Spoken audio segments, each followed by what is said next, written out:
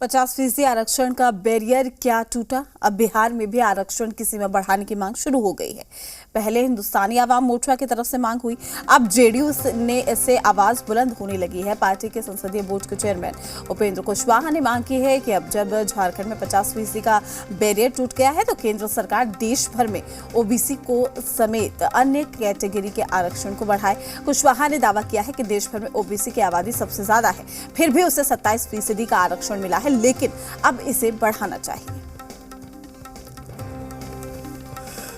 साथ हैं जेडीयू के उपेंद्र कुशवाहा। और जिस तरीके से गरीब सवर्ण आरक्षण को लेकर सुप्रीम कोर्ट की मुहर लगी है, उसके बाद कई सारी बातें जो है राजनीति में वो निकलकर सामने आ रही हैं। सीधे तौर पे बात करते हैं, एक तो जो कोर्ट का फैसला आया है उसके बाद राजनीतिक गलियारों में भी कई सारी बातों को लेकर चर्चा है, तो इसको किस तरीके से परस्यू कर रहे हैं?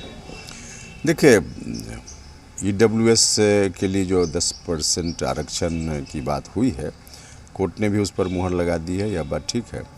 लेकिन अब इसके बाद तो यह बात स्पष्ट है कि 50% का जो बैरियर लगा हुआ है कि इससे अधिक रिजर्वेशन नहीं दिया जा सकता है, तो 10% रिजर्वेशन को मान लेने के बाद तो यह बैरियर टूट गया है। क्योंकि कुल मिला जुलाकर सब रिजर्वेशन को जोड़िएगा तो 10% इसको भी इंक्लूड कीजिएगा तो 50% से ज़्यादा हो जाता है। तो जब 50% से ज़्यादा का बैरियर टूटा है तो भारत की सरकार को भी जो 10% का बैरियर उन्होंने 50% का लगा रखा है कि इससे ज़्यादा नहीं होना चाहिए रिजर्वेशन, उसको समाप्त करना चाहिए।